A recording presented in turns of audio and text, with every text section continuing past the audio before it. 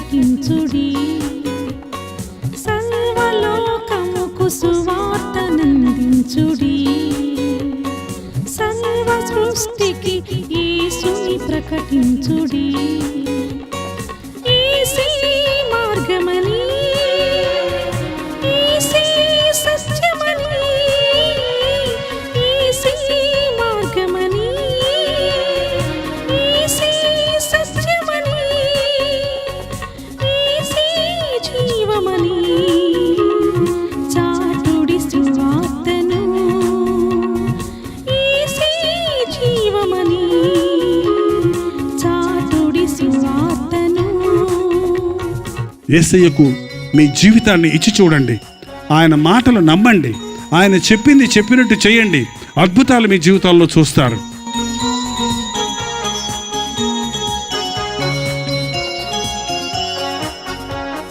పరలోకవాసము దిగి వచ్చి దాసుని రూపము ధరించి, పరలోకవాసము దిగి వచ్చి దాసుని రూపము ధరించి, పశుల పాకలో కసువు పాన్పుపై పవళించిన విభుడు.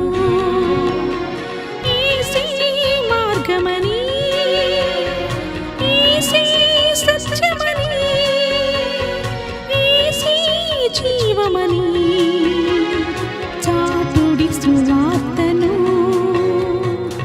ఈ రోజున దేవుడు నిన్ను ఆశీర్వదిస్తే అది ఒక్కనాటి ఆశీర్వాదం కాదు. అది ఈ రోజు నీ సమస్య తీరటం కాదు. అది మరొకసారి నీకు ఆ సమస్య రాకుండా నిన్ను తీర్చగలిగిన వాడిగా ఉన్నాడు. నీ చేతిలో ఏముందో అది దేవునికి.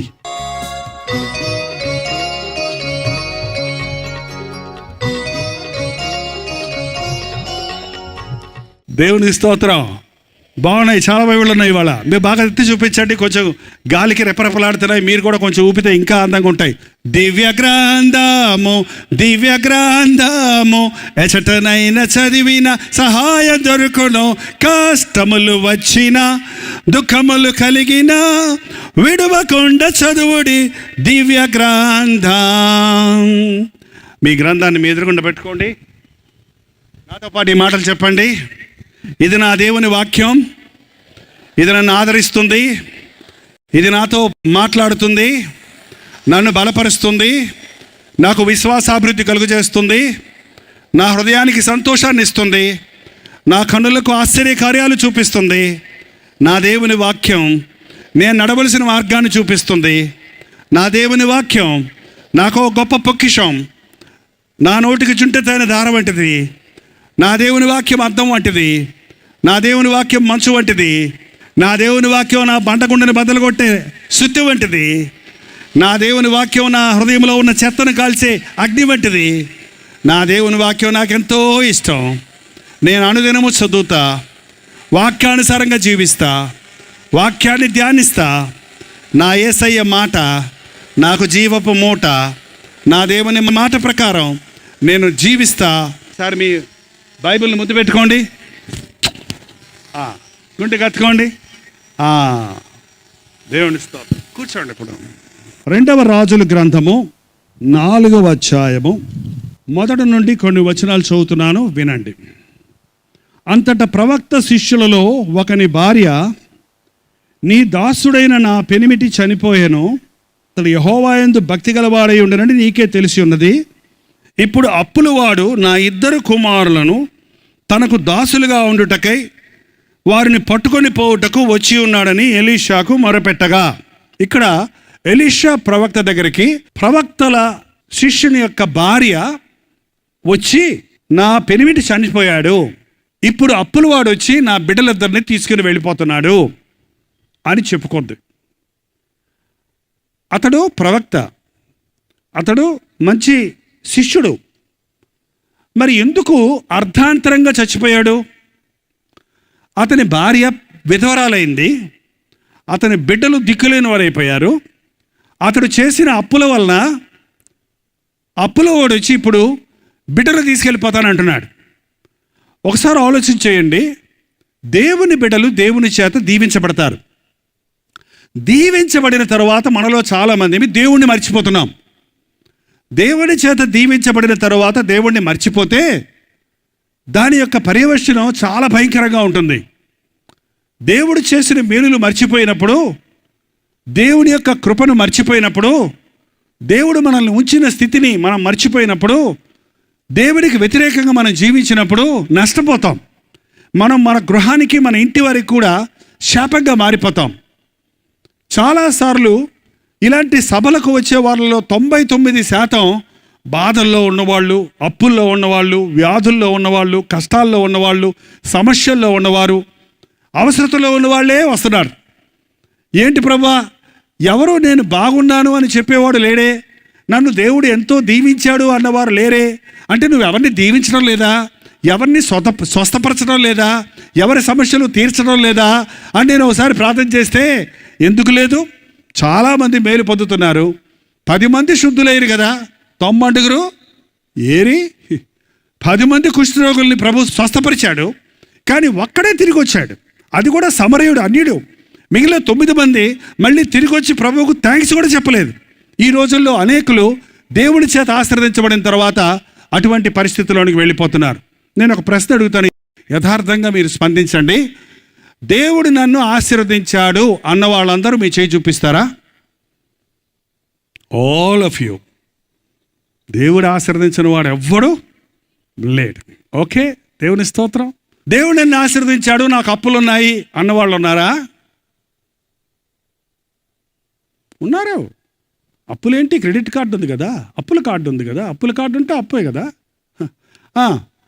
దేవుడు నన్ను ఆశీర్వదించాడు, నాకు రోగాలు ఉన్నాయి. దేవుడు నన్ను ఆశీర్వదించాడు, నాలో పాపాలు ఉన్నాయి. దేవుడు నన్ను ఆశీర్వదించాడు, నేను దేవునికి నమ్మకంగా లేను. దేవుడు నన్ను ఆశీర్వదించాడు, నేను క్రమంగా దేవాలయానికి వెళ్ళను. ఎంతమంది ప్రతి ఆదివారం దేవాలయానికి వెళ్తారో చేయి చూపిస్తారా?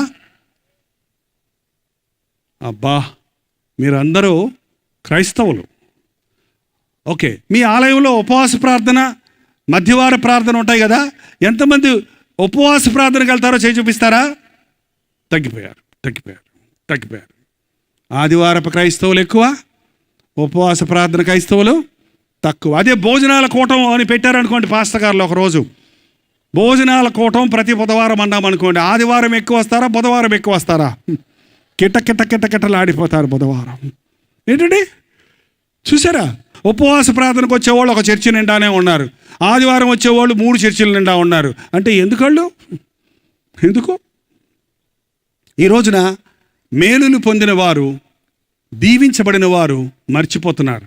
ఆనాడు ఇశ్రాయేలుతో ప్రభు చెప్పాడు, మీరు పాలు తేనెలు ప్రవేశించే దేశానికి వెళ్ళిన తర్వాత మంచి ఇళ్ళు కట్టించుకొని, పశు సంపదలు, మీరు పాడి పంటలు మీకు వచ్చాక మంచి ఇళ్ళు కట్టించుకొని, మీ హృదయమును మదించి మీ దేవుణ్ణి మరచుదువేమో జాగ్రత్త అన్నాడు. దేవుని సేవకులు, నాలాంటి సేవకుడు ఎంత కష్టపడి ఇలా ఈ స్థాయికి వచ్చానో, నా మట్టుకైతే బ్రతుకట క్రీస్తే అనే పుస్తకం ఉందండి, అది కొంటే ఈ జైపాలు సూట్ వేసుకొని ఎట్లా నిలబడ్డాడు ఇక్కడ అనేది మీకు అర్థమవుతుంది. అసలు ఎట్లా నేను రక్షించబడ్డాను, ఎన్ని కష్టాలు పడి, ఎన్ని సంవత్సరాల నుంచి దేవుడు నన్ను అంచెలంచెలుగా హెచ్చించి దీవించి ఈ స్థాయికి తెచ్చాడు అన్నది మీకు అర్థమవుతుంది. ఒక్కరోజు ప్రయాస కాదు ఇది. ఈవెన్ ఈ రోజు కూడా చెమట కార్చకుండా నేను సేవ చేయటం లేదు. గంటలు నిలబడకుండా, గంటలు కంప్యూటర్ దగ్గర కూర్చొని ఎడిటింగ్ చేసి టీవీ కార్యక్రమాలు నేనే చేస్తానండి. వాటిని మీకు మంచి శ్రేష్టమైన వ్యర్థమైన విషయాలు మంచి ఎడిటింగ్ చేసి కరెక్ట్గా స్టఫ్ 28 మినిట్స్ 25 మినిట్స్లో మీకు అందించాలి. అందుకని నేనే చేస్తాను. సేవ పెరిగినప్పుడు, కార్లు వచ్చినప్పుడు, ఏసీ రూములు వచ్చినప్పుడు, మంచి ధనం, మూటల డబ్బు వచ్చినప్పుడు, ఆ డబ్బును స్వార్థం కొరకు వాడుకోవటం. ఒక కారు చాలదా, ఒక పాస్టర్ గారికి 4 కార్లు పెట్టుకుంటాడంట పాస్టర్ గారులు కూడా. ఎందుకండి? ఒక పెద్ద ఇల్లులు కట్టుకుంటాం, మందిరం కట్టకుండా ఇల్లులు కట్టుకుంటారు. ఇటువంటి పరిస్థితుల్లో ఈ రోజున ఎంతోమంది అప్పుల పాలైపోతున్నారు, దేవుని మార్గాన్ని తప్పిపోతున్నారు. ఈ ప్రవక్తల శిష్యుడు ఏం తప్పులు చేశాడో నాకు తెలియదు, కానీ దేనికి కక్కుర్తిపడ్డాడో నాకు తెలియదు, కానీ దేవుని మార్గాన్ని నుంచి తొలగిపోయాడు, విశ్వాస మార్గాన్ని విడిచిపెట్టాడు, అప్పుల మార్గంలో ప్రవేశించాడు. జాగ్రత్త అండి. అప్పు ముప్పు ఏంటండి? అప్పు పెద్ద ముప్పు. దేవుని చేత ఆశీర్వదించబడిన వాడు అప్పిచ్చును కానీ అప్పు చేయడు. అప్పు చేయువాడు అప్పిచ్చిన వానికి దాసుడు. మీరు విలువ పెట్టి కొనబడిన వారు గనుక మనుషులకు దాసులు కాకుడి. చదువుతారా బైబిల్లో ఈ వచనాలన్నీ? ఇప్పుడు నేను ఒక మాట అడగక తప్పదండి. మాకు అప్పులు ఉన్నాయన్న వాళ్ళందరూ ఒకసారి చేయి చూపించండి. మీ అప్పులు తీరిపోవును గాక. ఈరోజు ప్రార్థన చేద్దాం. పిల్లలకు ఉండవులేండి అప్పులు, మీ అమ్మ నాన్న చేసి ఉంటారు, నీకేం అప్పు ఉంటుంది? కొంతమంది భార్యలు చేయత్తడం లేదు, ఆయన చేసుకున్నాడు అప్పు, నాకేంటి, నా బంగారం కోసమే అప్పు చేశాడు ఆయన, చీర కూడా అప్పు చేసి తెచ్చాడు, నేనేం చేయలే, నాకేం అప్పులేదు అన్నట్టు కొంతమంది ఉన్నారు. మీ భర్త అప్పు మీ అప్పే, మీ భార్య అప్పు మీ అప్పే. భర్త దోషం మీదే, భార్య దోషం మీదే. వారికి ఆస్తుంటే మీకే, వారికి దరిద్రత ఉంటే మీకే. నువ్వు వివాహం రోజు అదే కదండి. నీ సకల ఐశ్వర్యంలో ఈమెకు పాలిభాగస్త్రాలు చేస్తారన్నప్పుడు సకల దరిద్రతలో పాలిభాగస్త్రాలు అవుతావు కదా ఆటోమేటిక్గా. ఎప్పుడు భార్యాభర్తలు వేరుపాటు పెట్టకండి. భర్త దోషం నీ దోషమే, భార్య దోషం నీ దోషమే. ఇద్దరు కలిసి పశ్చాత్తాపడండి, కుటుంబం కట్టబడుతుంది, నీ అప్పులు తీరిపోతాయి. భర్త సంపాదించేవాడైతే భార్య దూబరా చేస్తే అప్పుల మిగలకి ఏం మిగులుతాయి? భార్య ఒప్పుడు చేస్తుంటే భర్త దూబరా చేస్తుంటే అప్పులుగాక ఇంట్లో ఏముంటాయి? అనవసరమైన వస్తువులు కొనుక్కోవటం, అక్కర్లేని వాటి కోసం కక్కుర్తి పడటం, ఆ స్థాయికి మించిన వస్తువులు కొనటం, అప్పు చేసి వస్తువులు కొనటం ఈ రోజున ఆనవాయి అయిపోయిందండి. మరి మీ అప్పులు ఎన్నున్నాయో నాకు తెలియదు, కానీ ఈ రాత్రి ఎందుకో దేవుడు అప్పు గురించే చెప్పమంటున్నాడు. అప్పు నుంచి మనల్ని విడిపించగలిగిన దేవుడు ఉన్నాడన్న సంగతి మనం విశ్వసించాలని ప్రభువు కోరుతున్నాడు. విశ్వాసం ఉన్నవాడు అప్పు చేయడు. ఏమి తిందుమా ఏమి తాగుదుమా అని మీరు చింతించకండి. ఆకాశ పక్షులను చూడండి, అవి విత్తవు కోయవు, వాటిలో ఒకటి కూడా పస్తుండదు. ఆకాశ పక్షుల కంటే మీరు శ్రేష్టమైన వారు కాదా అని ప్రభు చెప్పాడు. ఈ శిష్యుడు ఎందుకోసం అప్పు చేశాడో నాకు తెలియదు, కానీ మన ఆదాయానికి మించిన అప్పు ఈ రోజున మనుషులు చేయటం అనేది సర్వసాధారణమైపోయింది. అప్పు చేసి పప్పుకూడు అనేవారు పూర్వకాలంలో. అప్పు చేసి పప్పుకూడు. ఇప్పుడు అట్ట కాదు. మా మెడ్రాసులో ఒక ఆయన అన్నాడు, అప్పైనా నిప్పు లాంటి సారాయి తాగాలన్నాడు. అప్పైనా నిప్పు లాంటి సారాయి తాగాలి. చూడండి, ఈ సారాయి తాగే వాళ్ళందరూ ఆ సారాయి కొట్లో అప్పు చేయరు. చచ్చిన సారాయి కొట్టోడు అప్పు ఇవ్వడం. ఎందుకంటే వీడి సంగతి బాగా తెలుసు. ఎందుకని క్యాష్ ఇస్తేనే వాడు బాటిల్ ఇస్తాడు ముందు. కాబట్టి వాడు ఊరంతా అప్పులు చేస్తాడు. కనబడ్డోళ్ళంతా అప్పులు చేస్తుంటారు. ఒక ఫ్రెండ్ ఎవడన్నా వస్తున్నాడు అనుకోండి ఎదురుకుండా, వాడు పారిపోవాల్సింది ఈయన చూడగానే అడుగుతాడు, రాయ్ నా జేబులో పీక్కపోతాడు, రాయ్ పక్క తప్పుకుంటాడు. తాగి అప్పుల కోసం కుటుంబాన్ని నాశనం చేసుకున్న వాళ్ళందరూ ఉన్నారు. ఎందుకు మీరు అప్పు చేశారో నాకు తెలియదు, కానీ ఒకవేళ దురభ్యాసాల కొరకు అప్పులు చేశారేమో. కొన్నిసార్లు అవసరం లేని సామాన్లు ఈ రోజున పెద్ద పెద్ద పట్టణాల్లో, మీ టౌన్స్లో, రాజమండ్రిలో ఇక్కడ కూడా ఉంటాయి అనుకుంటాను. ₹1 ఇచ్చి ఫ్రిడ్జ్ ఇంటికి తీసుకుపో, ఏసీ ఇంటికి తీసుకుపో, గ్రైండర్ ఇంటికి తీసుకుపో అంటే ₹1 ఇచ్చి వచ్చేస్తుంది. ఎట్ట వస్తుందబ్బా? ₹1 వచ్చేసిందని తీసుకెళ్ళి ఇంట్లో పెట్టుకుంటే నెల వాటికి వడ్డీలతో పాటు ఆ డబ్బు కట్టాల్సి వస్తుంది. ఆ డబ్బు కట్టలేక ఆ వడ్డీలు మురిగిపోయి నానా తిప్పలు పడుతున్నారు, తప్పుదారులు పడుతున్నారు, అబద్ధాలు ఆడుతున్నారు, మోసాలు చేస్తున్నారు. ధనం అండి చాలా మోసకరమైంది. ధనం కోసం కక్కుర్తి పడకండి. ధనం మంచి సేవకుడు, కానీ వాడు చెడ్డ యజమాని. వాడికి పెత్తనం ఇచ్చావా నీ పిలక పట్టుకొని నిన్ను ఆడిస్తాడు. ఆ డబ్బు కోసం మనుషులు చంపుకుంటున్నారు. ఆ డబ్బు కోసం మనస్సాక్షిని చంపుకుంటున్నారు. ఆ డబ్బు కోసం మనుషులు ఎన్ని తప్పుదారులు బట్టి తమ జీవితాలను, కుటుంబాలను నాశనం చేసుకుంటున్నారు. చూడండి, అప్పు చేయకండి. అప్పు చేయను అని ఒక తీర్మానం చేసుకోండి. మీరు ఎందుకు అప్పులు చేశారో తెలియదు. దోబరా ఖర్చుల కొరకు రేపటికి అవసరమైన వాటిని ఈరోజే కొనిపెట్టుకునేవాడు అప్పు చేస్తున్నాడు. ఈ క్రెడిట్ కార్డ్స్ యొక్క గొప్పతనం అదే. రేపు అవసరం లేని వాటి కోసం ముందే డబ్బులు ఇచ్చి కొనుక్కుంటాం. ఆ అప్పు తీర్చలేక, వడ్డీలు కట్టలేక తిప్పలు పడతాం. ఈ ప్రపంచంలో సర్వసాధారణమైపోయింది. అప్పు చేయువాడు అవిశ్వాసి. కొన్నిసార్లు చెప్తుంటారు, ఎందుకయ్యా అప్పు చేసావని అడిగాను ఒక ఆయన్ని. మా యవనస్తుడు వచ్చి, అన్న నాకు అప్పులు ఉన్నాయన్న ప్రార్థన చేయమంటే కొంచెం కోపంగా అడిగాను. అతను చెప్పిన సమాధానానికి నేను చాలా బాధపడ్డాను. ఎందుకయ్యా అప్పు అయిందంటే, మా నాన్నకి యాక్సిడెంట్ అయిందండి. ఆ యాక్సిడెంట్ కాలు బాగు చేయడం కోసం 5 లక్షలు అయిందండి. హాస్పిటల్ పాలైపోయామండి. హాస్పిటల్లో డబ్బులు అంటే ఇంట్లో ఉన్న సొమ్ములన్నీ అమ్మేశామండి. ఎంతో అప్పులు అక్కడ ఇక్కడ అప్పులు చేసి ఇంకా మా నాన్న నడవటం లేదు, పడక మీదే ఉన్నాడు. ఇంకా ఇంట్లో ఆదాయం లేదు, సంపాదించేది ఆయన ఒక్కడే. ఈ అప్పుల్లో నుంచి బయటపడలేకపోతున్నామన్నాడు. కొన్నిసార్లు కొంతమంది ఇలాంటి విపత్తుల్లో కూరుకుంటారు. ఎందుకు విపత్తులు వస్తాయి? నీ కాలికి రాయి తగలకుండా నేను కాపాడుతానన్నాడు కదా ప్రభు. నీకెందుకు యాక్సిడెంట్లు జరుగుతున్నాయి?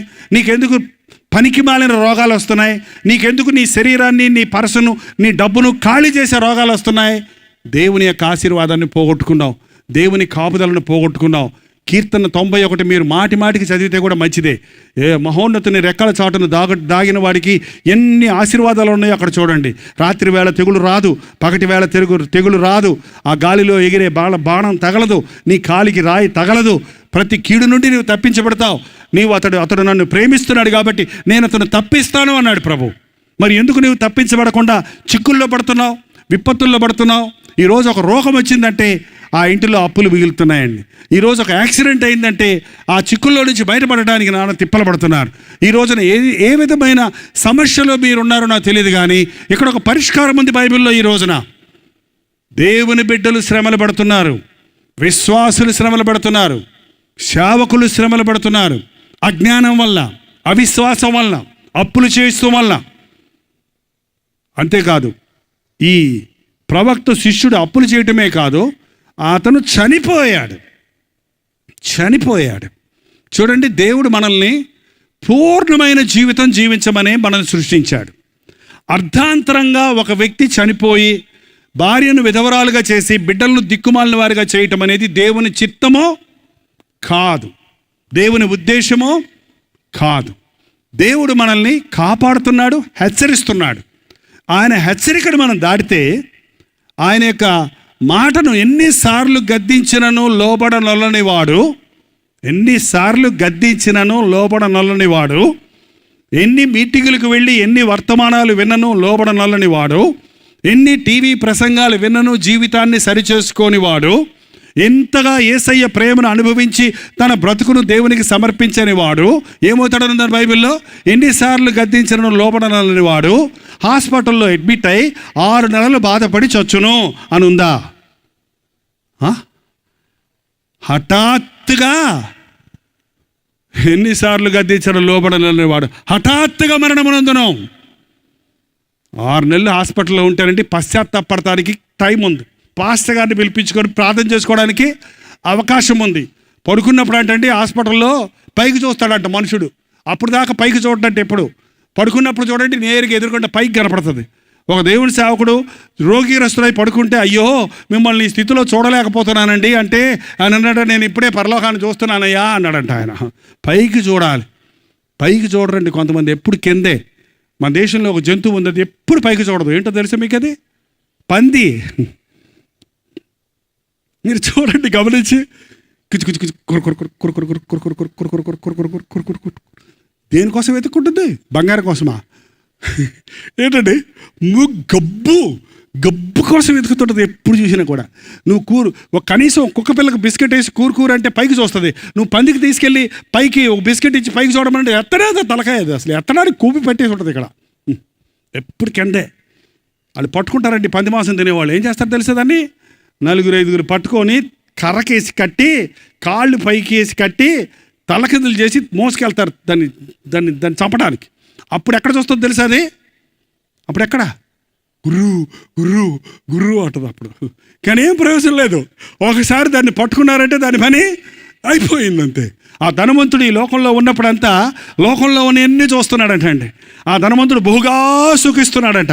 ఏ కారు చూస్తే ఆ కారు కొనుక్కోవాలి, ఏ ఇల్లు చూస్తే ఆ ఇల్లు కొనుక్కోవాలి, ఏ రెస్టారెంట్ అంటే ఆ రెస్టారెంట్కి వెళ్ళిపోవాలి, ఏ బాటిల్ చూస్తే ఆ బాటిల్ తాగేయాలి, ఏది కావాలంటే అది జల్సగా చేస్తున్నాడు. అసలు దేవుడు ఉన్నాడయ్యా అని లాజరు అంటుంటే పరాడుకునేవాడు. నువ్వు చెప్పేది నీ గతిలో ఉన్నాడా అని వాడిని చెదరించుకున్నాడే కానీ దేవుని గురించి ఆలోచించలేదు. ఒకరోజు హఠాత్తుగా ఏ డ్రింకింగ్ పార్టీలో ఉన్నాడో కానీ అన్నాడు, అంతే అయిపోయింది. ఏంటంటే అని కళ్ళు మూసాడు, అని కళ్ళు తెరిచాడు. ఎక్కడా ఏసీ అయ్యిరా అంటున్నాడంట. ఏసీలు ఎక్కడున్నాయి? ఎక్కడది? పాతాళంలో, నరకంలో సొర్రమంటుంటే మెలకు వచ్చింది. అయ్యో అబ్బా నాయనా యాత్ర పడుతుంటే పైకి చూశాడు. పైకి చూస్తే అప్పుడు కనపడ్డాడు అబ్రహాము రొమ్మును కూర్చున్న లాజరును చూసి ప్రాణం లేసి వచ్చింది. అబ్రహామా, తండ్రి అయిన అబ్రహామా, ఆ లాజరును పంపించి చిటికి నీళ్ళతో ఒక్క చుక్క నోరు నీళ్లు నా నోటి మీద వేయించు అన్నాడు. అక్కడ వారు ఇక్కడికి, ఇక్కడ వారు అక్కడికి దాటి పోజాలకున్నట్లు అగాధము ఉన్నది. ఎంత ఏడ్చినా నరకానికి వెళ్ళిన తర్వాత అండి ఏడుస్తారట. ప్రభా క్షమించిన ఆయన, తప్పైపోయింది ప్రభా. అమలాపురంలో 3వ రోజు మీటింగ్లో చెప్పినప్పుడు అన్న మారు ఉంటాయి, ఈ పాటికి నా బతుకు బాగుండేది అయ్యా, బుద్ధి వచ్చింది అయ్యా, మళ్ళీ ఒక్కసారి మీటింగ్ తీసుకెళ్ళయ్యా అంటే తీసుకెళ్ళడానికి కదా కుదరదు. ఇక చచ్చినోడు మళ్ళీ రావడానికి కుదరదు, చచ్చినోడు పశ్చాత్తాపడి పరలోకం పోవడానికి కుదరదు. కొంతమంది ఇంకా అడుగుతుంటారు ఇప్పుడు కూడా, మా నాన్న ఆత్మకు శాంతి కలిగినట్లుగా ప్రార్థన చేయండి పాస్టర్ గారు అని. సావుకు పిలుస్తారు పాస్టర్ గారు 3 సార్లు కావాలంట. ఎప్పుడంటే నీళ్ళలో ముంచడానికి, బాప్తీసం ఇవ్వడానికి, పెళ్లి చేసినప్పుడు పువ్వులు వేయటానికి, ఆ తర్వాత చచ్చినప్పుడు మట్టి వేయటానికి. మిగిలిన సమయంలో పాస్టర్ గారు చర్చి గుర్తే రాదు కొంతమంది. చచ్చిపోయాక మాత్రం పాస్టర్ గారు మీరే రావాలి, సమాధి కార్యక్రమంలో బ్యాండ్ మేళంతో సమాధి తీసుకెళ్తున్నాం, అక్కడ ప్రార్థన చేయాలి. పాస్టర్ గారు కూడా మొహమాటానికి కొంతమంది పాస్టర్ గారులు అలాగే ప్రార్థన చేస్తారు. ప్రభువా, ఈ నీ సేవకుడు తాగి చచ్చిపోయాడయ్యా, ఈయన ఆత్మకు శాంతి దయచేయి.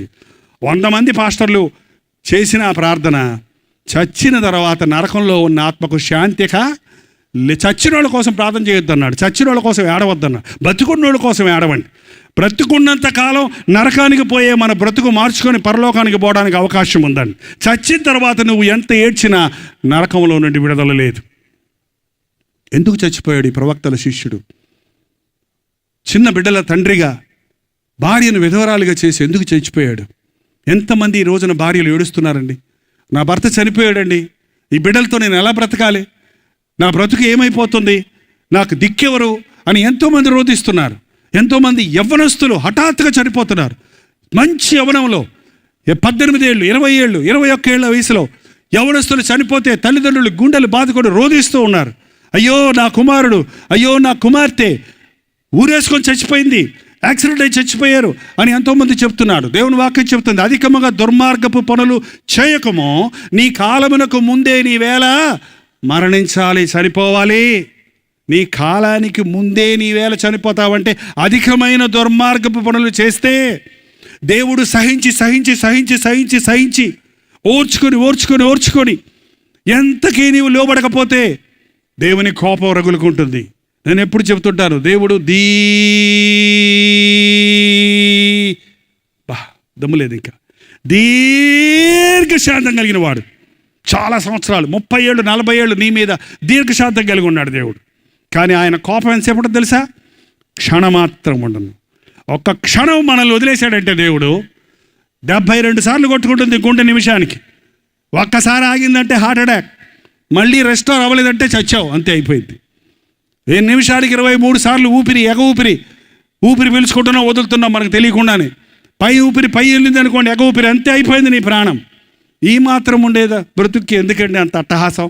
ఇంతలో కనబడి అంతలో మాయమయ్యే నీటి పడక వంటిది మన బ్రతుకు. పొద్దున మొలిచి సాయంత్రం ఎండిపోయే గడ్డిపోవు వంటిది మన జీవితం.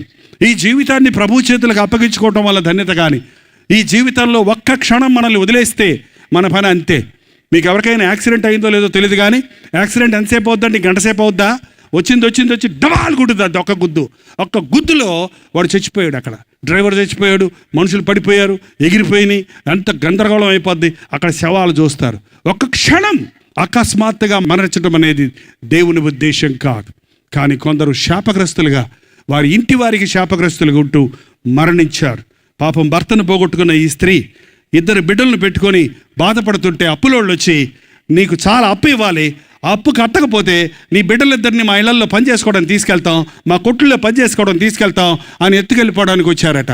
చాలాసార్లు తండ్రులు దేవునికి లోబడకపోతే వారి బిడ్డలను సాతానుడు ఎత్తుకుపోతాడండి. తండ్రిగా నీవు దేవునికి లోబడనంతసేపు నీ బిడ్డలు సాతాను యొక్క చేతుల్లో ఉంటారని మర్చిపోవద్దు. నీవు పిల్లల తండ్రి అయిన తర్వాత కూడా అజాగ్రత్తగా ఉంటున్నావు. నీకు బిడ్డల్ని ఇచ్చిన తర్వాత కూడా నీవు నిర్లక్ష్యంగా ఉంటున్నావు. నీ పాపము నీ బిడ్డల ఒడిలోకి వస్తుందని నేను మర్చిపోతున్నావు. నీ పాపము నీ శాపం వలన నీ బిడ్డలు నాశనం అయిపోతారన్న సంగతి గుర్తుపెట్టుకోండి. తల్లులారా, పసిబిడ్డల తల్లులుగా ఉన్నవారు, ఒక తల్లి పాలు ఇస్తూ ఉందట బిడ్డకి, తిడుతుందట అవతలామని, ఆ పాల బదులు రక్తం వచ్చేస్తుంది ఆ పాలను బిడ్డ నోట్లోకి.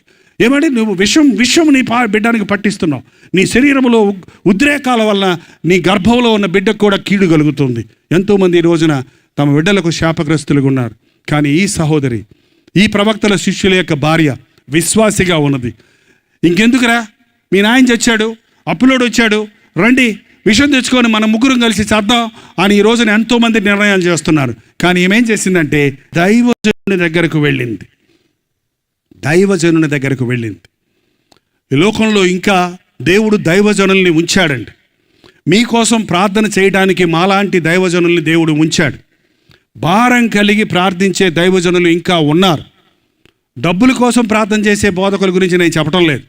మీరు డబ్బులు ఇస్తే మా చర్చిలో మెంబర్స్గా చేరితే, మా టీవీ క్లబ్లో చేరితే మీ అబ్బాయి ఫోటో పెట్టుకొని ప్రార్థన చేస్తామనే వాళ్ళు ఉన్నారు. ఆ భక్తిని నేను నమ్మను. ప్రార్థనకి డబ్బుకి లింక్ పెట్టొద్దు ఎప్పుడు. ప్రార్థన ప్రేమతో చేసేది, భారంతో చేసేది, కానీ డబ్బు కోసం లాభం కోసం చేసే వ్యాపారం కాదు అది. మీకోసం నేను ప్రార్థన చేయకపోతే అది నేను దేవుని దృష్టిలో శాపమగునుగాక అన్నాడు సమూయేలు ప్రవక్త.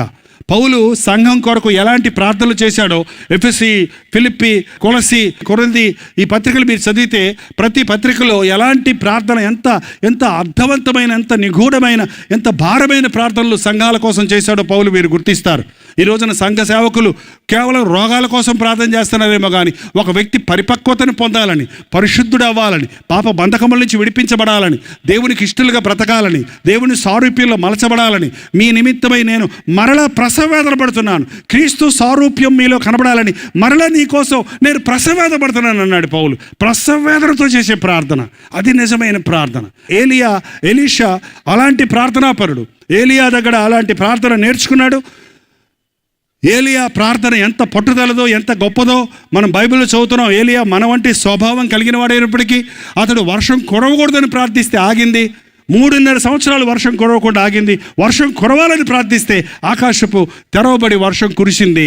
మనం కూడా విశ్వాసముతో నీతిమంతుని విజ్ఞాపన ప్రార్థనకు ఎంతో శక్తివంతమైందని దేవుని వాక్యం సెలవిస్తుంది. ఎలీషా దగ్గరకు వెళ్ళింది. అయ్యా, నా భర్త చనిపోయాడు, అప్పులోడు వచ్చి నా బిడ్డలందరినీ తీసిపోవాలని వచ్చాడు అని ఆయనకు మొరపెట్టుకొనగా ఎలీషా ఏమన్నాడు చూడండి, 2వ వచనం. ఎలీషా, నా వలన నీకేమీ కావలను?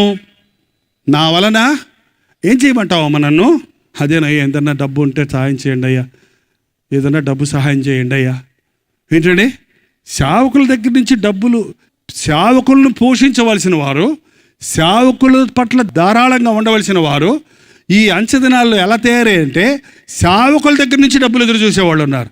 ఈరోజు దొంగ సేవకులు ఎలా ఉన్నారంటే ఎక్కడో కొంత దోచుకొని, వీళ్ళు కొంత దాచుకొని, కొంత పంచి పెడుతున్నారు. కాబట్టి ఈనాటి క్రైస్తవ లోకానికి దేవుని మందిరానికి వెళ్తే, లేకపోతే దేవుని సేవకుల దగ్గరికి వెళ్తే ఏదన్నా ఆర్థిక సహాయం దొరుకుతుంది, కనీసం ఆదివారం అన్నం దొరుకుతుంది అని అనేకులు ఈ రోజున ఆహారం కొరకు యేసుని వెంబడించే వాళ్ళు ఉన్నారు. ఆ రోజు కూడా ఉన్నారండి, ఈరోజు ఉన్నారు. మీరు కడుపు నిండిన మూలాన్ని ఎదుగుతున్నారు కానీ 5 రొట్టెలు 2 చేపలు పంచిపెట్టినప్పుడు అందరూ నువ్వే రాజు అన్నారంట. హే, మీరు కడుపు నిండిన మూలాన్ని నన్ను ఎదుగుతున్నారు కానీ నిజంగా మీరు నన్ను నమ్మలేదన్నాడు ఆయన. నా వల్ల నీకేం కావాలి, నన్ను ఏం చేయమంటావు? పేతురు, యోహానులు దేవాలయానికి వెళ్తున్నారట. వాళ్ళని చూసి అక్కడ ఒక కుంటి పిచ్చగాడు యగాదిగా చూసి, వీళ్ళు చాలా డబ్బులు ఉన్నట్టున్నారు వీళ్ళు. ఒకవేళ నేను అనుకుంటున్నానండి, పట్టు అంగీ వేసుకొని ఉంటాడు పేతురు. ఏమంగి? పట్టు అంగీ వేసుకుంటే దగ్గర ఆడుతుంటుంది అనమాట. ఈ ఒకవేళ యోహాను మంచి సిల్క్ అంగీ వేసుకొని ఉన్నాడు. వాళ్ళని చూస్తే ఎట్టున్నారంటే కోటేశ్వరలాగా ఉన్నారనమాట. మంచి బేరం దొరికిందిరా అనుకున్నాడు వీళ్ళని చూసి. వారి ఏమైనా దొరుకునేమోనని చేతులు చాపుతాడంట. పేతురు యోహానులు గోసుకొట్ట పెట్టుకొని వెళ్తే ఎవడని అడుగుతాడా? అరే మాట్లాడేంటంటే జాలర్లాగా, జాలర్లు ఏం చేస్తారండి, గోసుగడ్డ పెట్టుకుంటారు, లేకపోతే అడ్డగట్టు కట్టుకొని జాలరు అట్టగే వాళ్ళు వెళ్తుంటే వాళ్ళని చూసి ఏమైనా దొరుకుద్దేమో, ఈ ఇళ్ళకి ఏమీ లేదురా నాకేమి ఇస్తాడు అనుకుంటాడు కదా. కానీ తప్పకుండా వాళ్ళు ఎట్టున్నారనమాట, దర్జాగా ఉన్నారు. ఎక్కడి వీళ్ళకి? ఎక్కడే అండి? పేతురు యోహానులు చూసి భలే దొరికిందిరా, భలే డబ్బులు దొరుకుతాయి నాకు అనుకొని చూస్తే ఏమన్నారు తెలుసండి పేతురు యోహానులు? మా జేబుల తట్టు చూస్తావేంటయ్యా, మా తట్టు చూడు. ఏంటండి, మా తట్టు చూడు. ఒకసారి చదువుదాం చూడండి, మీలో కొంతమంది తెలియనట్టుంది. ఎన్నిసార్లు ఎన్ని ఉంటారు కదా ఈ ప్రసంగం. ఒకసారి అయినా కూడా మళ్ళీ జ్ఞాపకం చేసుకుందాం. అపోస్తల కార్యాలు 3వ అధ్యాయం ఉందండి మీ బైబిల్లో? అపోస్తల కార్యాలు ఉందా లేదా చెప్పండి. కొంతమంది బైబిల్లో కొన్ని పేజీలు ఉండవటండి. ఎందుకంటే ఒక ఆమె బైబిల్ చదువుకుంటుందంట, మీరు నిలుచుండి ప్రార్థన చేయనప్పుడల్లా మీ శత్రువుల్ని, మీ అపరాధులను క్షమించాలి అనగానే పేజీ పట్టుకొని పర్రం చెప్పేసిందట. అట్ట క్షమిస్తాను దాన్ని ఎవరో గుర్తొచ్చింది ఆమెకి, కోపం పెట్టుకున్నాం. అట్ట క్షమిస్తారు, అదంతా కుదరదని బైబిల్ చెప్పేసిందట. ఏంటంటే మనకిష్టం లంచం పుచ్చుకొనకూడదు అంటే ఎదట కుదరదు, లంచం పుచ్చుకోకూడదు ఎట్ట కుదరద్దా అని చింపేస్తే అట బైబిల్ అన్నీ నీకు ఇష్టం నేనేమి చింపేయడానికా? బైబిల్లో చదువుకున్న వాక్యాలు నీలో ఉంటే చింపేది బైబిల్ కాదు. ఏం చింపాలి? మీ హృదయాలు చించుకోండి అని ఉంది బైబిల్లో. హృదయాలు చించుకొని పశ్చాత్తాపడాలి, అంతేగాని బైబిల్ చెప్పకండి. అందుకే బైబిల్ చదవనండి, నాకు భయం అండి, నా సంగతి అంతా బయటపడుతుంది అన్నాడు ఆయన. అందుకే డాక్టర్ దగ్గరికి వెళ్ళనండి, ఆయనకి వెళ్తే నా జబ్బు చెబుతాడండి అని బైక్ వెళ్ళకుండా ఉంటావా? ఏంటి వెళ్ళకుండా ఉంటావా? అని క్యాన్సర్ అయ్యా అంటే అలాగా వస్తానండి, అయితే వెళ్ళిపోతావా? అయ్యో క్యాన్సరా, ఏం చేయాలండి, ఏం చేయాలి, అబ్బో చచ్చిపోతారా, బతుకుతారా, అయ్యో ఏం మంది వాడాలి అంటావా లేదా? ఎంత ఖర్చు అయినా బతికించండి బాబా అంటావా లేదా? మరి దేవుని దగ్గరికి వచ్చినప్పుడు అలాగే మన స్థితి చూసుకొని, సరే ప్రభా ఓకేనైనా అంటాం కాదు కదా. అవునయ్యా నేను పాపిని, బతుకు బాగు చేయి, రోగాన్ని స్వస్థపరిచారు అడగాలి కదా. రండి మరి 3వ అధ్యాయంలోనికి 3వ వచనం. పేతురు యోహానులు దేవాలయంలో ప్రవేశించబోనప్పుడు వాడు చూచి భిక్షమడుగగా పేతురును యోహానును వాని తేరి చూచి మా తట్టు చూడమనిరి. వాడు వారి యొద్ద ఏమైనా దొరుకునని కనిపెట్టుచు వారి యొద్ద లక్ష్యముంచెను. అంతటా పేతురు, వెండి బంగారములు నా యొద్ద లేవు గాని నాకు కలిగినదే నీకు ఇచ్చుచున్నాను. ఏమన్నాడండి? వారి యొద్ద ఏమైనా దొరుకునేమో అని చూస్తుంటే పేతురు అన్నాడంట, మా వైపు చూడయ్యా, మా దగ్గర వెండి బంగారాలు లేవు. మా దగ్గర వెండి బంగారాలు అనేవి ఆ రోజు నాణ్యాలు వెండి బంగారాలతోనే చేసేవాళ్ళు. చివరికి ఇత్తడు ఉండేది, తర్వాత ఇది రాగి ఉండేది, ఆ తర్వాత స్టీల్ అయిపోయింది, ఆ తర్వాత రేకులు అయిపోయినాయి, ఆ తర్వాత నోట్లు అయిపోయినాయి. ఇప్పుడు ఏమంటే చిల్లర డబ్బులే అసలు కనపడటం లేదు ఇప్పుడు ఎక్కడ. మాసిలామణి గారు అన్నారు, ఇంతవరకు దేవుడిచ్చి దరిద్రుడైన వాడు పొట్టలేదు. లక్షాధికారులు భిక్షాధికారులు అయిపోయారు, కానీ దేవుడికి ఇచ్చిన వాడు ఎప్పుడు కూడా నష్టపోలేదు. దేవునికి ఇచ్చే విషయంలో నమ్మకంగా ఉండండి. పేతురు యోహానుల దగ్గర డబ్బులు లేవు, కానీ ఏమన్నారు? మాకు కలిగింది మీకు ఇస్తున్నాం. ఏముంది? నాజరేయుడైన యేసుక్రీస్తు నామములో లేచి నడు అన్నాడు. వాడు పుట్టుకుంటాడండి, పుట్టినప్పటి నుంచి ఎప్పుడు బతుకులు నడవలేదు. వాడు దిగ్గుడు లేచాడు, వాడు నడిచాడు. పేతురు యోహాను మీద చేతులు వేసుకొని సంతోషంతో దేవాలయంలోనికి వెళ్ళాడు. అది యేసుక్రీస్తు నామంలో ఉన్న శక్తి. అది ఒక దైవజనుడి దగ్గర ఉండవలసింది. దైవజనుడు మనుషులకు డబ్బులు ఇవ్వటం కాదు, దైవజనుడు మనుషులకి అన్నాలు పెడతాం కాదు, దైవజనుడు మనుషులకి బట్టలు ఇవ్వటం కాదు, దైవజనుడు సోషల్ సర్వీస్ కాదండి. ఆనాడు పేతురు యోహానులు విధవరాండ్లు మా మీద అలుగుతున్నారు, వీరికి అన్నవానాలు ఇవ్వాలనుకున్నప్పుడు మేము దేవుని వాక్యాన్ని ప్రకటించడం మాని ఈ సోషల్ వర్క్, ఈ సాంఘిక సేవ, ఈ పేదలను కడిగిరించే సేవ చేయడం మాకు మంచిది కాదు. దానికి ఒక 7గురిని సిద్ధపరచమని, ఆ సంఘంలో 7గురిని పరిశుద్ధాత్మ చేత నింపబడిన మంచి పేరు సంపాదించిన వారిని కోరుకొని వారికి అప్పచెప్పారు ఆ పని. కానీ సేవకులు బోధలో ముందుకు సాగారు. బోధించాల్సిన సేవకుడు పంచిపెట్టేవాడిగా మారిపోతున్నారు. బోధించేవాడు అయితే బోధించు, ప్రవక్తవైతే ప్రవక్త పనిచేయి, పరిచర్య చేసేవాడు అయితే పరిచర్య పని చేయి అని దేవుని వాక్యం హెచ్చరిస్తూ ఉంది. పేతురు చెప్పాడు, మాకు కలిగింది డబ్బులు కాదు, మాకు కలిగింది యేసుక్రీస్తు నామం. యేసుక్రీస్తు నామములో మాకు అధికారం ఇచ్చినాడు. నీకు నేను పాతాళపు తాళపు చెవులు నీకు అప్పగిస్తున్నాను, నీకు వ్యతిరేకంగా ఏ శక్తి నిలబడదని ఆ రోజు పేతురికి అధికారం ఇచ్చాడు దేవుడు. ఈరోజు దేవుడి సేవకుడికి దేవుడు అధికారం ఇస్తున్నాడు. దేవుని సేవకులకు దేవుని అభిషేకం ఇస్తున్నాడు. దేవుని సేవకులు నోటి నుండి వచ్చే మాటలు నెరవేర్చినట్లుగా పరిశుద్ధాత్ముడు కార్యం చేస్తున్నాడు. ఒక నిజమైన సేవకుడు దేవుని పక్షంలో మాట్లాడినప్పుడు, దీవించినప్పుడు ఆశ్చర్యాలు జరుగుతాయి, అద్భుతాలు జరుగుతాయి. దైవ సేవకుడు ఎప్పుడు శపించకూడదు. శపించడానికి దేవుడు మనకు నోరు ఇవ్వలేదు. ఆ రోజు ఇశ్రాయేలుని శపించమని బిలామును పిలిపించుకున్నాడు బాలాకు రాజు. నువ్వు శపించవయ్యా, నీకు డబ్బులు ఇస్తాను, నీకు అది ఇస్తాను, ఇది ఇస్తానంటే ఆ పిచ్చాయన పాపం ఆ బిలాము వెళ్ళి శపించడానికి ప్రయత్నించాడు. ఈ ఇశ్రాయేలీలందరూ ఆశీర్వదించబడరు కాక అంటే నోరు ఇప్పితే ఆశీర్వాదమే వస్తే ఏంటయ్యా అటు చేసావంటే నన్నేం చేయమంటావయ్యా? దేవుడు నా నోట పెట్టిన మాటలే నేను పలకాలి. ఈ రోజున డబ్బుల కోసం శపించేవాళ్ళు, డబ్బుల కోసం బోధించేవాళ్ళు, డబ్బుల కోసం సేవ చేసేవాళ్ళు ఎక్కువైపోయారండి. క్రీస్తు తప్ప అన్నీ కలిగి ఉన్నవారు ఏమీ లేని వారే. క్రీస్తుని కలిగి ఉన్నవాడు ఏమీ లేకపోయినా అన్నీ కలిగి ఉన్నవాడు. ఎలీషా 12 అరకలు పెట్టి భూమి దున్నేవాడు, పెద్ద భూస్వామి. ఊరకి ఉద్యోగం లేక సేవకు రాలేదు ఆయన, ఏ గతి లేని మూలన సేవకు రాలేదు ఆయన. 10th క్లాస్ తప్పాడు కాబట్టి సేవకు వెళ్ళిపోయిన ఆయన అంటారు కొంతమంది. అంటగాదు వచ్చింది ఎలీషా. అతనికి 12 అరకలు పెట్టి దున్నుతున్నాడంటే ఎంత పెద్ద భూస్వామి ఆలోచించండి. అన్నీ విడిచిపెట్టాడు. ఏలియా వచ్చి దుప్పటేయగానే సమస్తం విడిచిపెట్టి ఏలియా వెంట వెళ్ళాడు. బైబిల్ కాలేజీకి వెళ్ళిపోయాడు. బైబిల్ కాలేజ్ అంటే ఈ రోజున క్లాస్ రూమ్లు, మళ్ళీ అక్కడ అబ్బాయిలు అమ్మాయిలు బెంగళూరు బైబిల్ కాలేజ్ అని వెళ్తారు, అక్కడే లవ్ మ్యారేజెస్ చేసుకొని వస్తారట చాలామంది. ఏం బైబిల్ కాలేజీలో నాకు అర్థం కావట్లేదు, ఇదేం బైబిల్ స్టడీయో నాకు అర్థం కావట్లేదు. బైబిల్ గురించి నువ్వు ఎంత తెలుసుకున్నా, బైబిల్లో తెలుసుకోవాలంటే మోకాళ్ళ మీదే తెలుసుకోగలవు. బైబిల్ కాలేజీలో ఎన్ని పుస్తకాలు ఉన్నాయి, ఎవరు రాశారు, ఏ గ్రంథం, ఏ మాట, ఏ గ్రీకు, ఏ హీబ్రూ భాష, అది ఇది చెప్తారేమో కానీ బైబిల్లో ఉన్న పరిశుద్ధాత్ముడు బయలుపరిచే కార్యాలు ఏ లెక్చరరు, ప్రొఫెసరు చెప్పలేడు. అది మోకాళ్ళ మీదే నేర్చుకోవాలి ఒక వ్యక్తి. ఏ బైబిల్ కాలేజీకి వెళ్ళకపోయినా మోకాళ్ళ మీద బైబిల్ చదివేవాడివైతే నీవు బైబిల్ పండితుడు అవుతావు. నువ్వు పరిశుద్ధాత్మతో నీ పలుకులు నింపబడి ఉంటాయి. ఈ రోజున చాలామంది తమ జీవితాల్లో పై వృత్తి కొరకు సేవ చేసేవారిగా ఉన్నారు. కానీ ఎలీషా డబ్బుల కోసం సేవ చేయలేదు, డబ్బును విడిచిపెట్టి సేవకు వచ్చాడు. పేతురు, యోహానులు డబ్బుల కోసం సేవకు రాలేదు. సమస్తము యేసు ప్రభు చెప్పాడు, నా వెంబడి రండి, నేను మిమ్మల్ని మనుషుల పట్టు జాలుగా చేస్తారంటే వాళ్ళ వలలు, వాళ్ళ యొక్క బోట్లు, వాళ్ళ తల్లిదండ్రులు, వారి సమస్తమును విడిచిపెట్టి ప్రభువుని వెంబడించారు.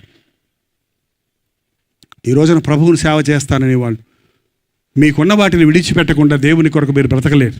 నన్ను దేవుడి సేవకు పిలిచినప్పుడు నాకు 18 ఏళ్ళ యవనస్తుడిగా నేను MBBS చదవాలని మెడికల్ కాలేజీలో చేరడానికి సిద్ధంగా ఉన్న సమయం అది.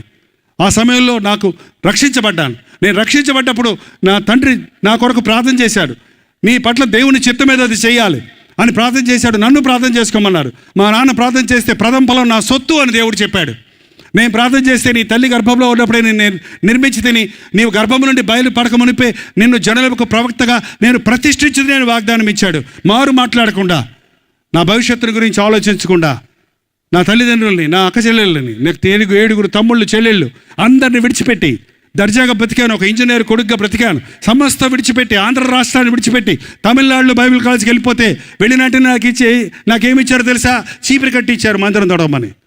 ఇదేంటండి, చీపురు కట్టిస్తారేంటండి? బైబిల్ కాలేజీ వచ్చాను అంటే, అవునయ్యా, ముందు నీ అహం చేస్తే అప్పుడు నువ్వు బైబిల్ క్లాస్ ఏమన్నా పనికొస్తావు. నీ అహం చావాలి, నీ స్వార్థం చావాలి అని 10 సంవత్సరాలు దేవాలయంలో అన్ని పనులు చేస్తూ చెమట గార్చి నా శరీరంలో ఉన్న బలమంతా పనులు చేయటం, ప్రసంగించడం, వీధుల్లోకి వెళ్ళి, సందుల్లోకి వెళ్ళి, గొంతుల్లోకి వెళ్ళి దేవుని సేవ చేసినప్పుడు దేవుడు తన అద్భుతంగా తన కార్యాలు చేశాడు. ఈ రోజున క్రైస్తవ పరిచర్య అంటే 3 నెలలు బైబిల్ కాలేజ్ చదివి వచ్చి ఒక పెద్ద పాస్టర్ని అయిపోతాం, టీవీ ప్రీచర్ని అయిపోతాం అనుకుంటున్నారు. కాదు. ఎలీషా దేవుని చేత పిలువబడినవాడు, దేవుని చేత అభిషేకించబడినవాడు. కాబట్టి అతని జీవితంలో గొప్ప శక్తిని మనం చూస్తున్నాం. అతని దగ్గరకు వచ్చిన వారికి సరైన సలహాను, సరైన మాటలను చెప్తున్నాడు. నా వల్ల నీకేం కావాలి? రాజుల 2వ గ్రంథం 4వ అధ్యాయం, నీ ఇంటిలో ఏమున్నదో అది నాకు తెలియజెప్పమనెను. ఏంటంటే అప్పుల్లో ఉన్నాను, అప్పులోడు వచ్చాడు, నా భర్త చచ్చిపోయాడు, అప్పులోడు వచ్చి కుర్రోళ్ళు తీసుకెళ్ళిపోతున్నాడు అంటున్నాడు అని అంటే, నీ ఇంట్లో ఏముందో చెప్పు అంటాడు. ఏంటండి ఆయన? మనలాంటి వాళ్ళమైతేనే చెప్పాను కదా, అప్పు ఉంది మా ఇంట్లో అంటారు. ఏముంది మీ ఇంట్లో? ఏముంది? అప్పు ఉంది. కానీ ఏముంది చెప్పు, అసలు నీ దగ్గర ఏముంది చెప్పు. అప్పుడు ఆమె ఏం చెప్పింది? నీ దాసురులైన నా ఇంటిలో నూనె కుండ ఒకటి ఉన్నది, అది తప్ప ఇత్తడి చెంబులు, స్టీల్ గ్లాసులు ఏమీ లేవు. బంగారం, వెండి ఎప్పుడో అమ్మేశాడు ఆయన, అన్నీ పోయినాయి. ఇంట్లో ఏముంది? మట్టి కొండ ఉంది, అందులో కొంచెం నూనె ఉంది. నీ దగ్గర ఏముంది? దేవుని దగ్గరకు వచ్చినప్పుడు అండి, నాకు ఏదన్నా ఇమ్మని అడిగితే, ఒక అద్భుతం చేయమని అడిగితే ఆయన అడిగేది ఏంటంటే, నీ దగ్గర ఏముంది? నా దగ్గర కొంచెం కుండలో నూనె ఉంది. ఈ నూనెతో అప్పులు ఎలా తీరతాయి, ఈ కొంచెంతో ఎలా కష్టాలు తీరతాయి అని మనం అనుకుంటాం. కానీ దేవుడు ఆశీర్వదిస్తే ఏంటంటే అది, ఆ మాట ఒకసారి అందరు నోటితో చెప్పండి. ఆశీర్వాదం అనే మాటకి చాలామందికి అర్థం తెలియదండి, ఊత పదంలా వాడుతుంటారు. ఆశీర్వాదం చెప్పండి. ఆనాడు యాకోబు పెనుగులాడాడు, నువ్వు నన్ను ఆశీర్వదిస్తే కానీ నేను నిన్ను పోనీయను. ఆయనకి ఆశీర్వాదాలు లేవా? 2 భార్యలు, 10 మంది పిల్లలు, ఏంటండి బోల్డ్ గొర్రెలు, మేకలు, బోల్డ్ ఉంది. కానీ అంటున్నాడు అదంతా ఆశీర్వాదం కాదు, నాకు అసలైన ఆశీర్వాదం కావాలి, దేవుడిచ్చే ఆశీర్వాదం కావాలి. ఆశీర్వాదం అంటే అన్నీ ఉండటం కాదండి, ఏది ఎప్పుడు కావాలో అది అప్పుడు ఉండటం. చెప్పండి, ఆశీర్వాదం అంటే అన్నీ ఉండటం కాదు, ఏది ఎప్పుడు కావాలో అప్పుడు అది ఉండటం. ఇంట్లో బియ్యం బస్తాడుండి ఈ పూట తినడానికి అన్నం లేదనుకో, అది ఆశీర్వాదమా?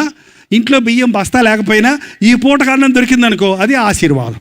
చూసారండి, ఈ రోజున మనకు ఆశీర్వాదం అనే దానికి అర్థం తెలియటం లేదు. నీ ఇంట్లో ఏముంది? కొంచెం నూనె కొండ, మట్టి కొండలో నూనె ఉందయ్యా, దాన్ని నేను ఆశీర్వదిస్తాను. ఆ కొంచెం నూనెని నేను అభివృద్ధిపరుస్తాను. నీ కొంచెమును నేను ఆశీర్వదిస్తాను. ఈ రాత్రి ప్రభు అడుగుతున్నాడండి. చాలామంది చెప్తుంటారు, ఒకవేళ ఏకరవ పెట్టమంటే మీకు ఏంటేంటి కొరతలు ఉన్నాయి చెప్పండి అంటే, మా ఇంట్లో ఫ్యాన్ సరిగ్గా తిరగటం లేదండి, మా ఇంట్లో ఏసీ పనిచేయటం లేదండి, మా ఇంట్లో వాషింగ్ మిషన్ డొక్కైపోయిందండి, మా ఇంట్లో పైన వర్షం కురుస్తుందండి, మా ఇంట్లో గోడలు పడిపోతున్నాయండి, మా ఇంట్లో సున్నం కొట్టుకోవడానికి కూడా డబ్బులు లేవండి, మా ఇంట్లో కుండలో ఉంటే కుంట కింద ఉండదు, కుంట కింద ఉంటే కుండ మీద ఉండదండి అని ఎన్నో చెబుతుంటారు. ఎన్నో కొరతలు, ఈ లోకంలో ఎన్నున్నా కొరతే. కానీ యేసయ్య ఉంటే నీకున్న దాంట్లో సంతృప్తి. నువ్వు వెళ్ళు, ఫరో దగ్గరికి వెళ్ళి, నా జనం 400 సంవత్సరాలు బానిసలుగా ఉన్న ఇశ్రాయేలు జనాంగాన్ని విడిపించావు పో అంటే, మోషే అంటున్నాడు, ఈ అట్టలమంటావయ్యా, నాకేమైనా సైన్యం ఉందా, నాకేమైనా కత్తులు ఉన్నాయా, నాకేమైనా జనం ఉందా, నేను ఏం తీసుకొని వెళ్ళమంటావు అంటే, నీ చేతిలో ఏముంది అని అడిగాడు దేవుడు. ఏముంది? గొర్రెలు కాసుకునే కర్ర ఉంది అన్నాడు. ఏముందండి? గొర్రెలు కాసుకునే, చెప్పండి ఏముంది? గొర్రెలు కాసుకునే కర్ర ఉంది. ఆ కర్ర చాలు, నేను నిన్ను వాడుకుంటా. ఆ కర్రను దేవుడు ఎలా వాడాడో, ఆ కర్ర ద్వారా ఎన్ని అద్భుతాలు చేశాడో మీరు నిర్గమాకాండం చదివితే మీకు అర్థమవుతుంది. ఆ కర్రను సముద్రం వైపు చాపగానే ఎర్ర సముద్రం ఏమైంది? 2 పాయలైంది. ఆ కర్రతో బండను కొట్టగానే ఏమైంది? 20 లక్షల మంది తాగడానికి సరిపడిన నీళ్లు వచ్చాయి. ఆ కర్ర ద్వారా ఐగుప్తులో ఎన్ని అద్భుతాలు జరిగించాడో చాలు. నీ దగ్గర ఏముంది?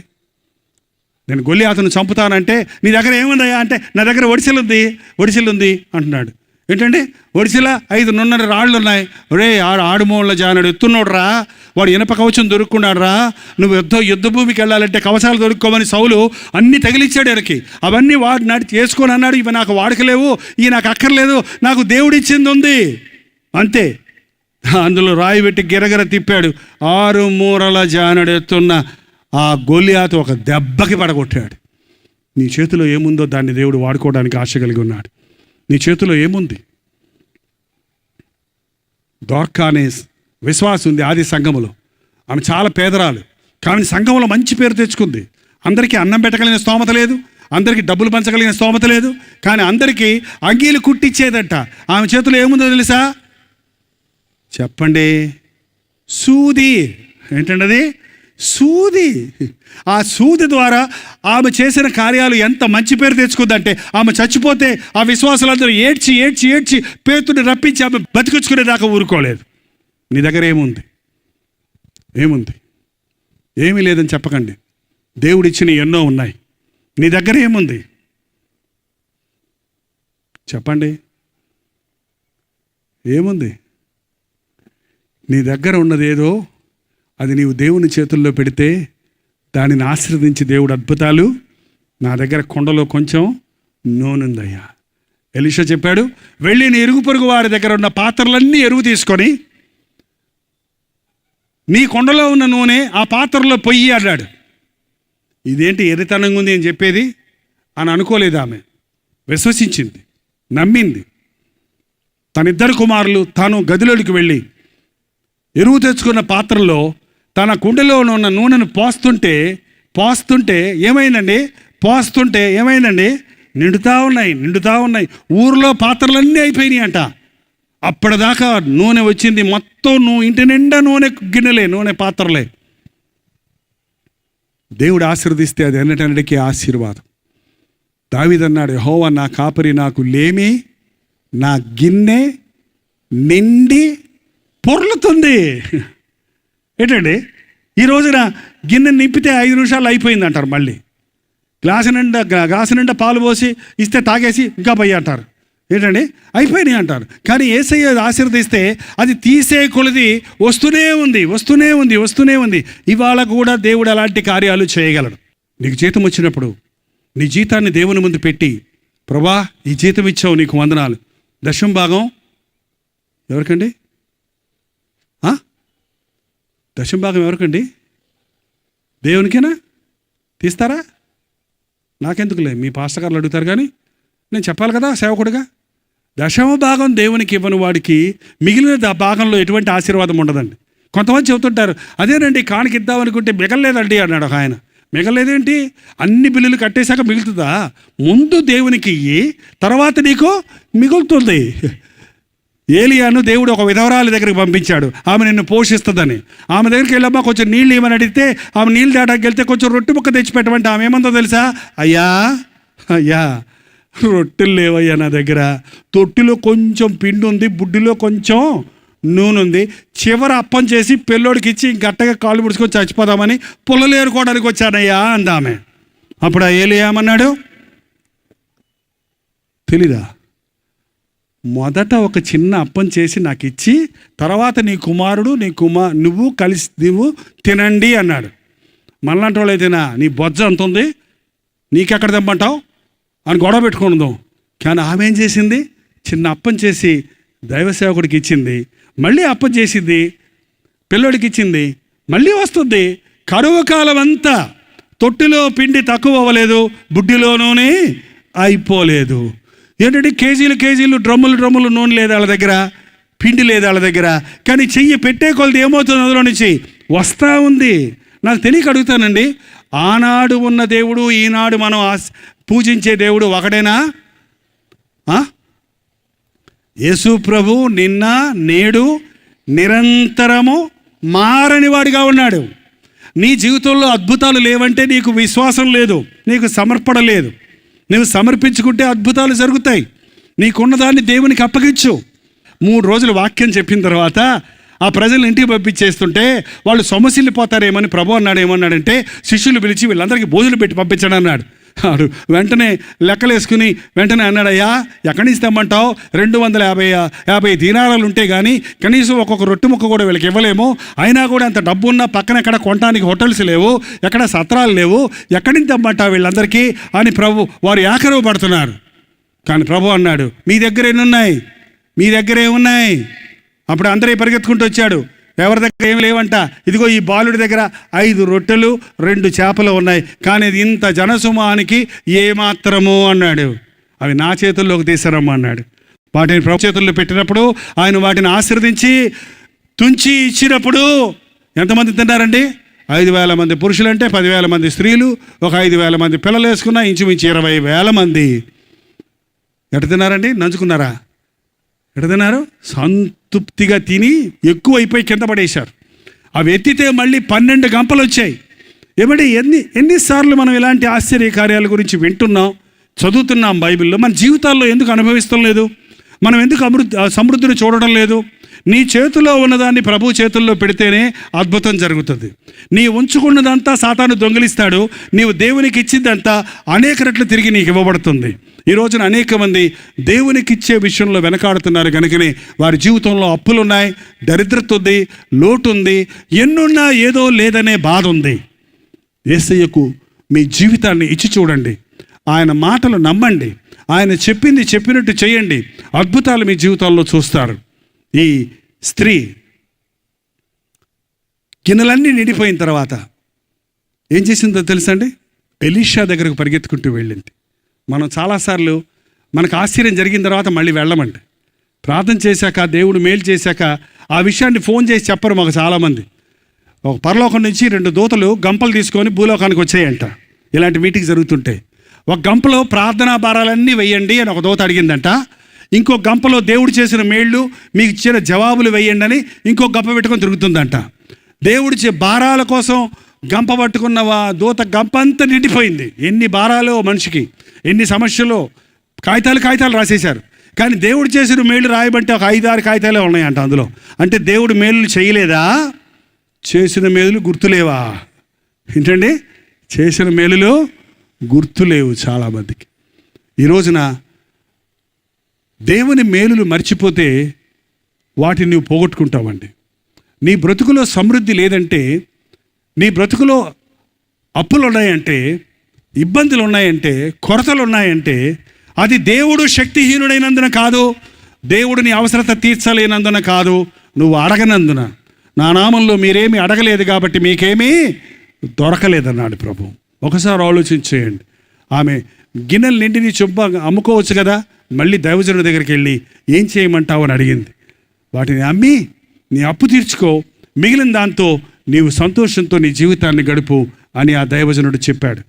ఈ రోజున దేవుడు నిన్ను ఆశీర్వదిస్తే అది ఒక్కనాటి ఆశీర్వాదం కాదు, అది ఈరోజు నీ సమస్య తీరడం కాదు, అది మరొకసారి నీకు ఆ సమస్య రాకుండా నిన్ను తీర్చగలిగిన వాడిగా ఉన్నాడు. నీ చేతిలో ఏముందో అది దేవునికి. నాకేముందయ్యా, నేను బాగా చదవగలను, బాగా వ్రాయగలను, బాగా కంప్యూటర్లో టైప్ చేయగలను, బాగా వంట చేయగలను. ఏమంటే కొంతమందికి కొన్ని పనుల్లో శ్రేష్ఠులుగా ఉన్నారు. అటువంటి సమయాలలో నీ తలాంతిని, నీకు ఇచ్చిన వరాన్ని నీవు దేవుని కొరకు వాడితే నీ అవసరతలు తీరుతాయి, నీ చుట్టూన్న వారి అవసరతలు తీరుతాయి. ఇక్కడున్న సహోదరులకు ఒక హెచ్చరిక. మీరు ఎప్పుడైనా సామెతల గ్రంథం 31వ అధ్యాయం చదివారా లేదా? చేయి చూపించడం త్వరగా. మళ్ళీ పోయి చదవండి. మీ ఇంట్లో కొరత లేకుండా ఉండాలంటే చదవండి. ఎలాగూ నడుం కట్టుకొని పనిచేయాలో, ఎలాగూ జ్ఞానం చొప్పున వ్యాపారం చేయాలో, ఎలాగూ భర్తకు గౌరవం తీసుకురావాలో, ఎలాగూ బిడ్డలు లేచి తనను పొగిడినట్లుగా చేయాలో ఒక స్త్రీ మీద ఆధారపడి ఉంది. జ్ఞానవంతురాలు తన ఇల్లు కట్టును. ఈ మూర్ఖుడు అప్పులు చేసి చచ్చిపోయాడు, కానీ ఆ విధవరాలు జ్ఞానం చొప్పున దైవ సేవకుని దగ్గరికి వెళ్ళింది, దేవుని సలహాను తీసుకుంది, దేవుని మాటను ప్రకారంగా తన బిడ్డలను తనకు లోబడేటట్టుగా పెంచుకుంది. ముగ్గురు కలిసి పనిచేసినప్పుడు వారి అప్పంతా తీరిపోయింది, వారికి సమృద్ధి కలిగింది. ఈ రోజున నీ జీవితంలో, నీ కుటుంబంలో అటువంటి ఆశీర్వాదం ఉందా? మీ బిడ్డలు మీ మాట వింటున్నారా? మీ బిడ్డలు మీతో కలిసి పనిచేస్తున్నారా? మీ కుటుంబంలో కుటుంబ ప్రార్థన ఉందా? ఒకసారి ఆలోచన చేయండి. యేసయ్య గొప్ప దేవుడని చెప్పడం కాదు, ఆయన ఆశీర్వదిస్తాడు అని పాడటం కాదు, మన బ్రతుకులలో ఆయన ఆశీర్వాదాన్ని అనుభవించాలి. కొరతలు ఉన్నాయంటే, లోట్లు ఉన్నాయంటే, అర్థాంతరమైన మరణాలు ఉన్నాయంటే దానికి కారణం దేవుని ఆశీర్వాదాన్ని మనం పోగొట్టుకున్నాం సరిగదా, దేవుని శాపానికి మనం గురయ్యామని అర్థం.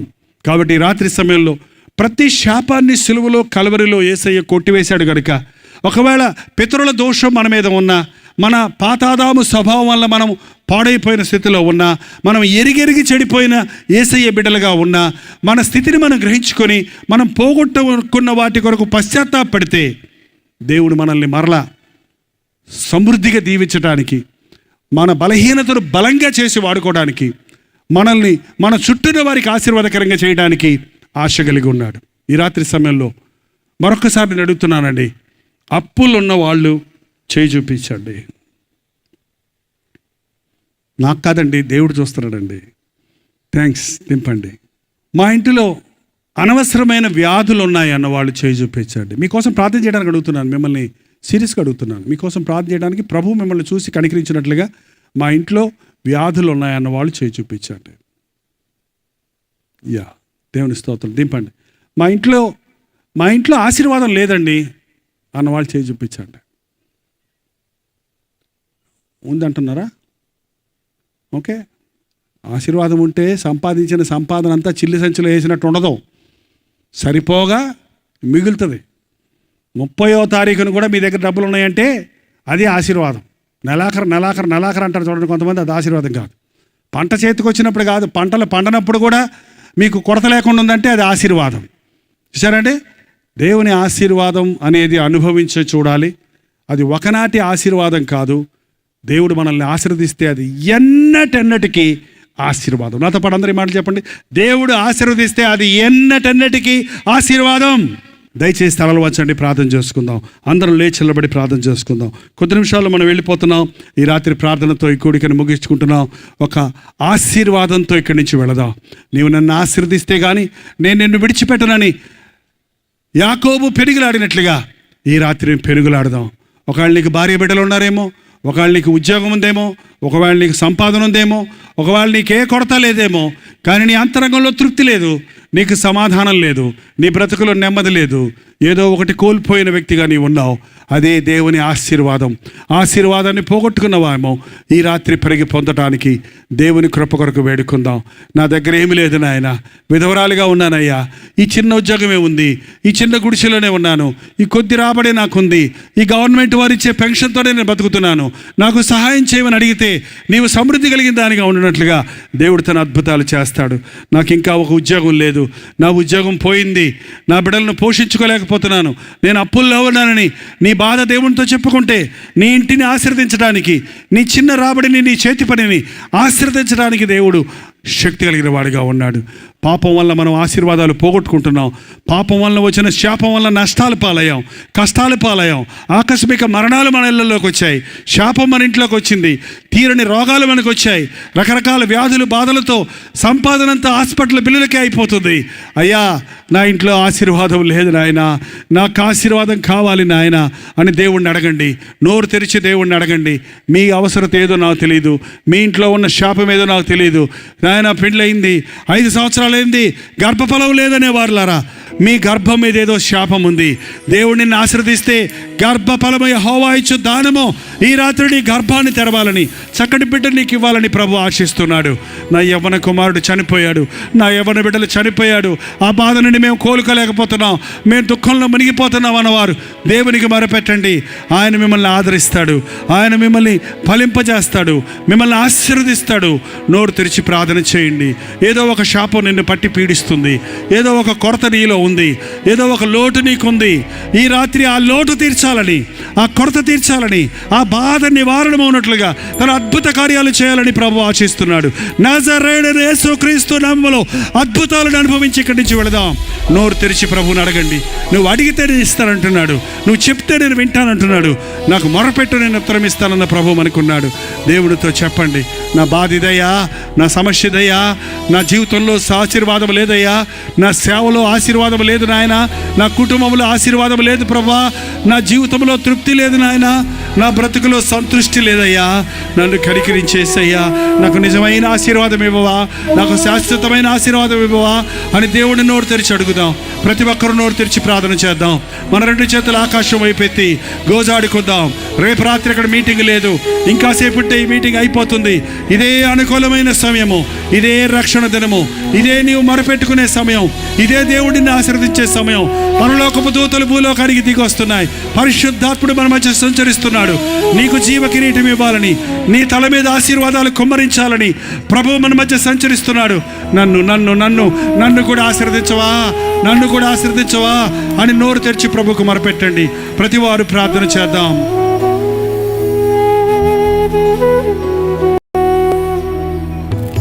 ప్రతివారు నోరు తెరిచి ప్రార్థన చేద్దాం.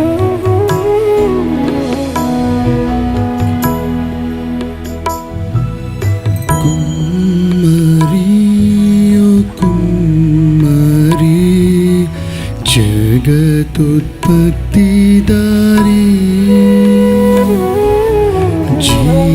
జీగటమన్నైన నావంక చల్లగా చూడుమయా,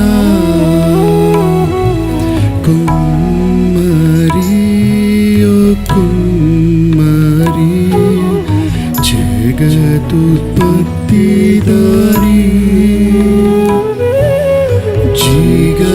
జీగటమన్నైన నావంక చల్లగా చూడుమయా.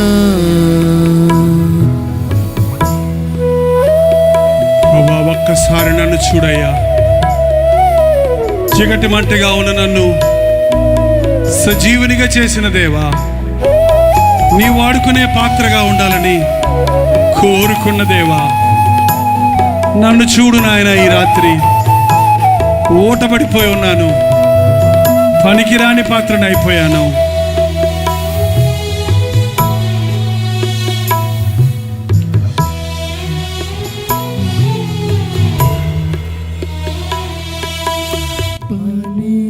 పనికిరాని పాత్రనని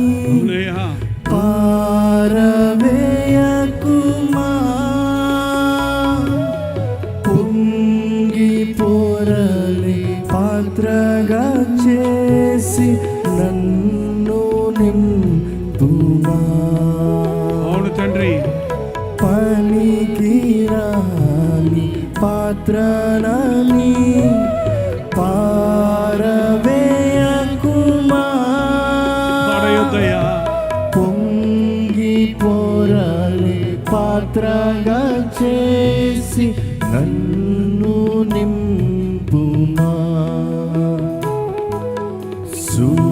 సువార్తలోని పాత్రలన్నీ శ్రీ యేసుని పొగడుచుండా,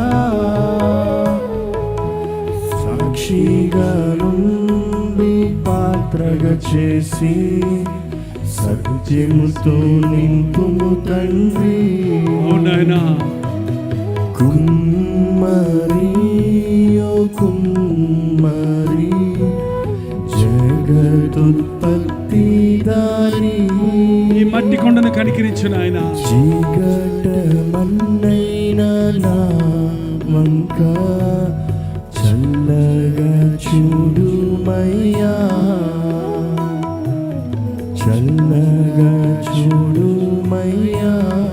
ఒక్కసారి నన్ను చూడయ్యా. ఈ మట్టి కొండలో నీ ఐశ్వర్యాన్ని ఉంచావు కదా. నా బ్రతుకును పాడు చేసుకున్నాను, నాకిచ్చిన సమస్తాన్ని పాడు చేసుకున్నాను. పనికి వాడిన వాడిని అయిపోయాను, పనికి మాలిన దాన్ని అయిపోయాను. నన్ను ఒక్కసారి చూడయ్యా.